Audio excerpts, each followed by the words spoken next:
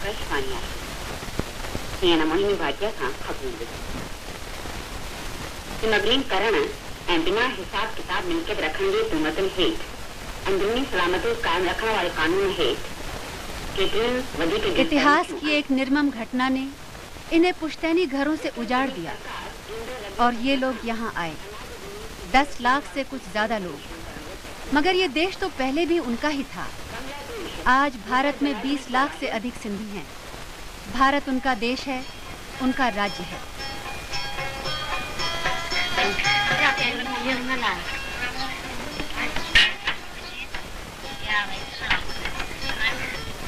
वे एक भाषा बोलते हैं, अनेक भाषाएं समझते हैं।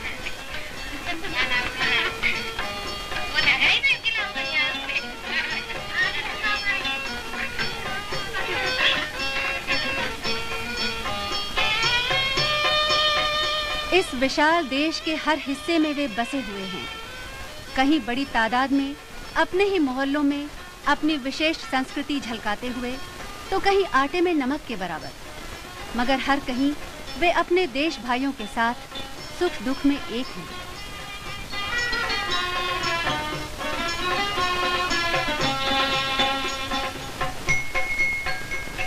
यहाँ वे व्यापारी नहीं, निर्वासित बनकर आए थे। अपने साथ वे लाए थे इतिहास का एक टुकड़ा, एक संस्कृति, जीवन का एक ढर्रा, जीने की अदम्य चाह और मांग कर खाने से सख्त नफरत। तब से लगभग 3 दशक होने वाले हैं। बीच के ये वर्ष कठोर परिश्रम के वर्ष रहे हैं और विभिन्न क्षेत्रों में उनकी सफलता कोई मामूली नहीं है। खासकर ये देखते हुए कि उन्हें प्रायः खाली हाथ शुरुआत करनी पड़ी थी। कल का फेरी वाला आज फैक्ट्री मालिक है। कल जो बच्चा सड़क पर चीजें बेचता था, आज सफल सेल्समैन है।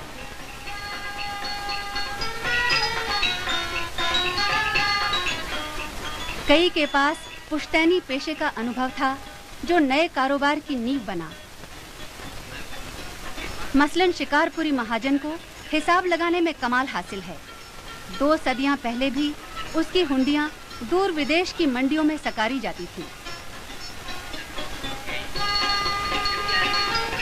आज भी वो अपना बही खाता अपने पुरखों की हटवाणका लिपि में लिखता है।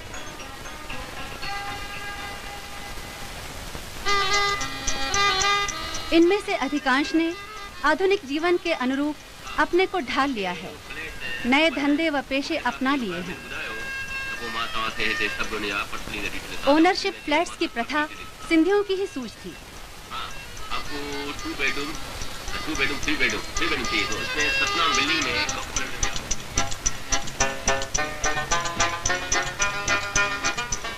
कुछ ने विदेशों में अपने भाई बंधुओं के साथ कारोबार में हाथ बटाकर भरपूर कमाया। धनी सिंधियों की गिनती एशिया के दोनों हाथ कमाने, दोनों हाथ लुटाने वालों में होती है। पापड़ खप्पे जरूर, सिंधी पापड़ जैसा ही नमकीन है सिंधी जीवन।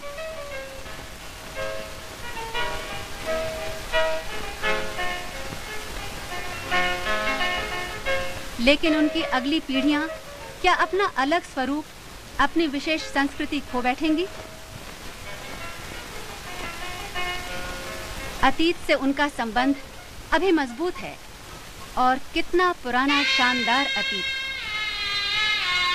सिंध घाटी दुनिया की एक अति प्राचीन सभ्यता का घर।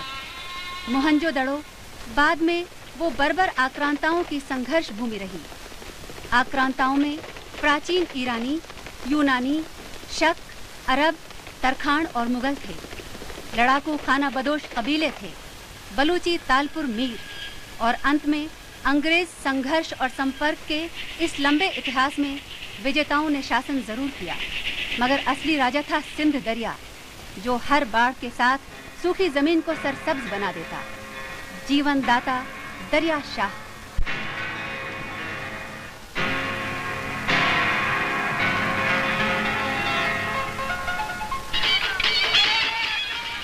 क्या हिंदू और क्या मुसलमान सभी कृपालु दरिया शाह के सम्मान में मेले और उत्सव रचाते थे, दरिया की लय पर छेज नाचते थे।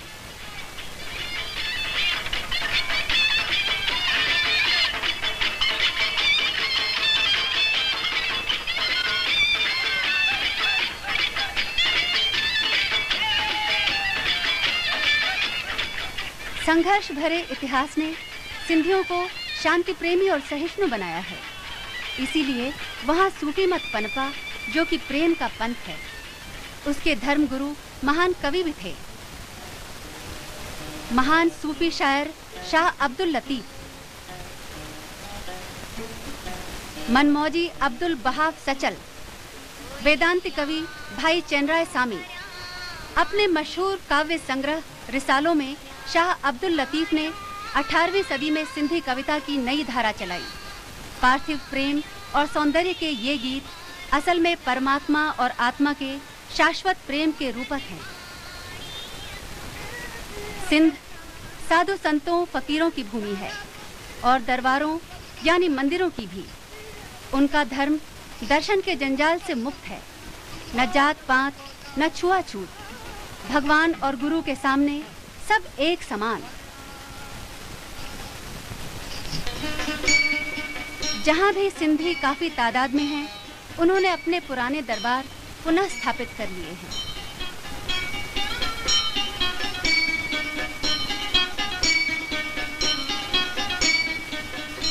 सिंधी सब देवताओं पर श्रद्धा रखता है।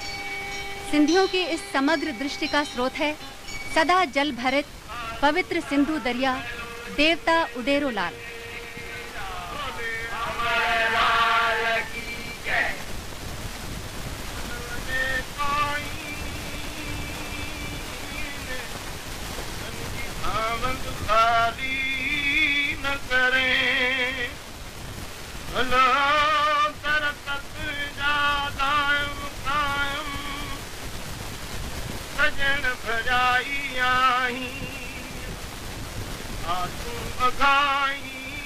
कथा है कि उडेरो लाल ने धर्मांध शासक के जुल्मों सितम से जनता की रक्षा की थी।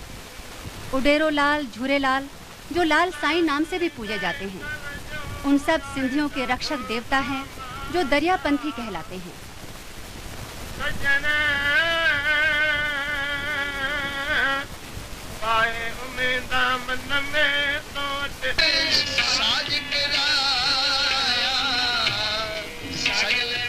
दरियापंथियों के अलावा नानकशाही भी हैं, मगर उनमें सांप्रदायिक भेदभाव नहीं है।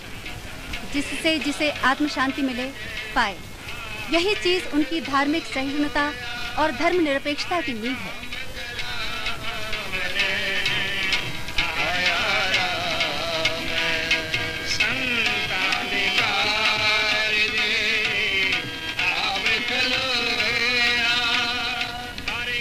प्रार्थना अलग चीज है, दुनियादारी अलग चीज। गरीबी में सिंधी किफायत और कड़ी मेहनत करता है। खुशहाल होने पर जीवन का पूरा सुख भोगता है।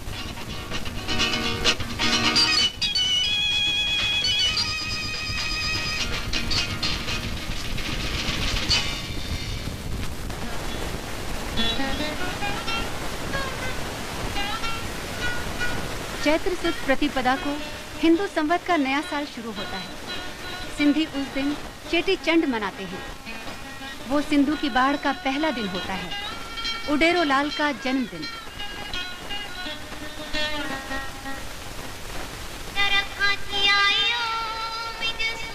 सिंधु के तट पर इस दिन भारी मेले लगते थे। अब तो कोई भी नदी, कोई जलाशय इस दिन उनके लिए सिंधु है।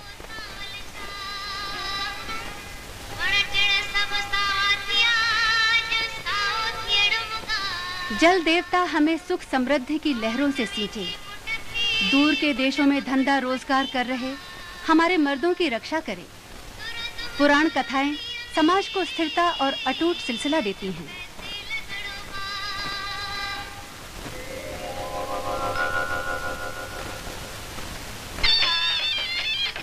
उडेरो लाल का आगमन आज सिंधियत दिन बन गया है, जिस दिन ये अपनी बहुरंगी संस्कृति का सुहावना प्रदर्शन करते हैं। सदाबहार छेज नाच।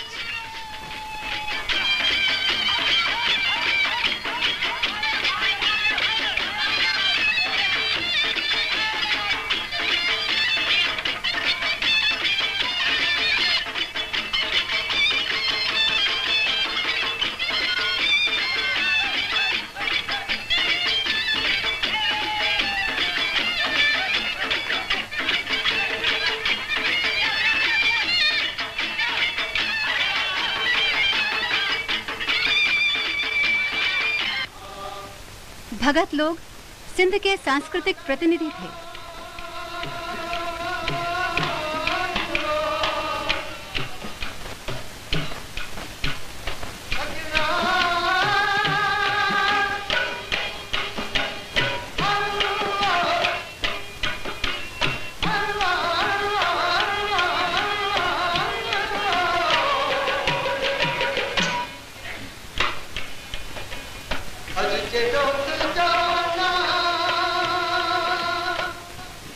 समस्त सिंधियों के प्रिय महान गायक संत भगत कंवर राम जी को कैसे भुलाया जा सकता है।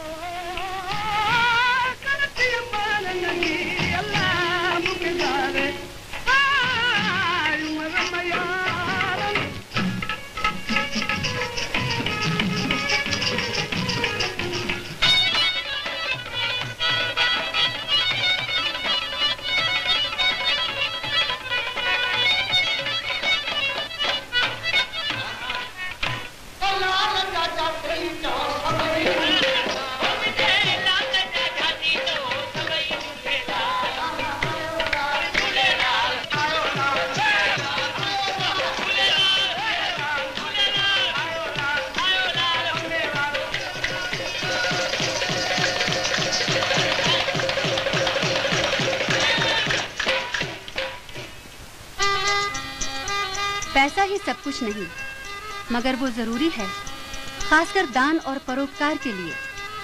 दानशीलता सिंधी जीवन का अंग है। धरती माँ के बच्चों, तुम सब एक हो, साधु वासवानी ने कहा था। पूना में उन्होंने ऊंची आध्यात्मिक परंपरा छोड़ी है। अस्पताल, स्कूल, कॉलेज सिंधियों ने बहुत से बनाए हैं जो सबके लिए हैं। पैसा साधन है, साध्य नहीं। मगर चांदी के रुपये की खनक में संगीत है। ये है लाडा, शादी का गीत।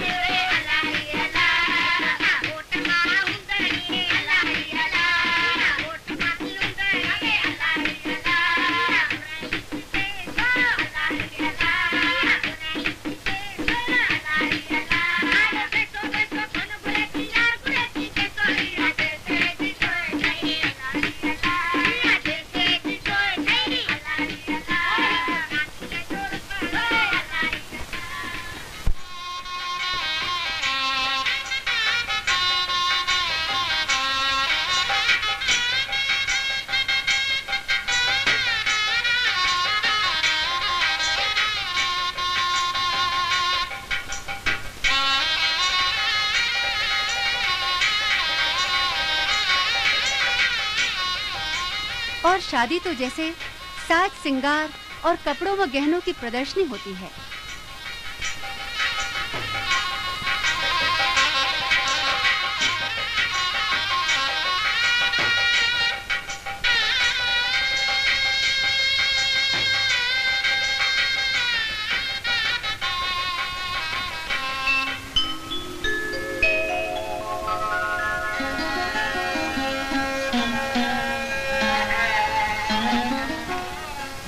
देवताओं और पुरखों का आशीर्वाद लेकर नई बहू पति गृह में प्रवेश करती है।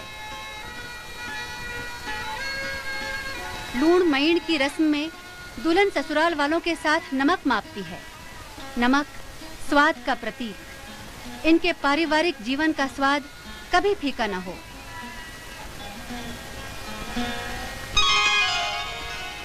आषाढ़ की पूनम को सिंध और समुद्र का ठाठ देखते ही बनता है।